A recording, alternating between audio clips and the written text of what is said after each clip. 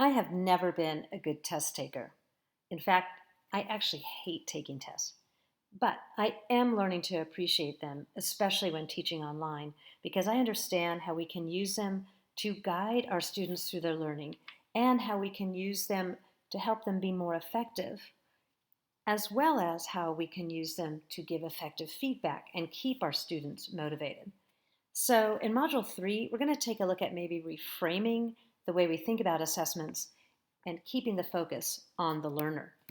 We're going to do this by considering some best practices, such as formative, authentic, and alternative assessments. Many of the practices that you do in your traditional classrooms can transfer to the online classroom. So we're going to take a look at some of those.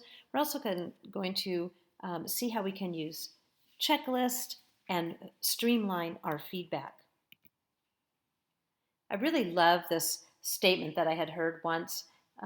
It was a quote that said something to the effect of, tests shouldn't be autopsies, they really should be physicals. In other words, they should be a way for us to check in and see how our students are doing. Certainly we do that with formative assessments all the time. And this is really important online because you're not there to see the learning. And so using formative assessments regularly and maybe in sometimes in low stakes way can help us to evaluate and keep our students motivated.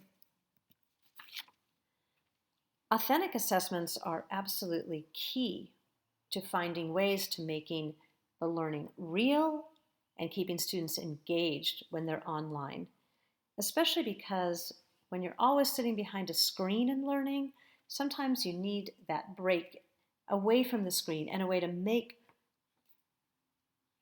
a sense of a connection to what you're learning and how it applies in your real world. You use alternative assessments in your traditional classroom all the time. And in online learning, we can find some creative and fun ways to use technology to help create some alternative ways of knowing where the students are and how they're doing.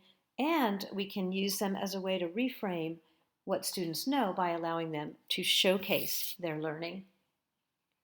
I'm a huge fan of checklists. I love checklists. They help me keep on track, and they're really gratifying when you get to check the box and move on to the next list.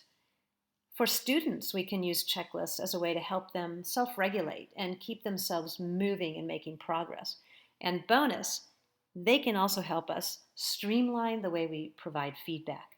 So we're going to take a look at that as well as some technologies and just find ways to really effectively use assessments, checklists, and feedback to keep students motivated, engaged while they're learning online. Let's dive in.